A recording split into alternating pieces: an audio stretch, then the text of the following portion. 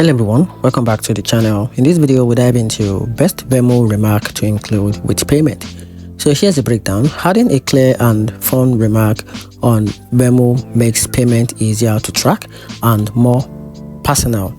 For mail, use the emoji like food or drink emoji or write a lunch split so friend knows what the payment is for.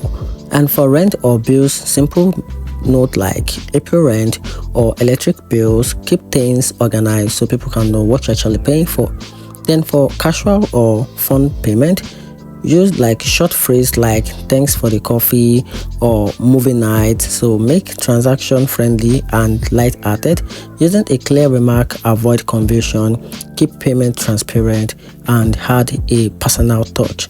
If this helped you, like the video, subscribe for more Venmo tips, and comment which remark you would like to try first. And that's it.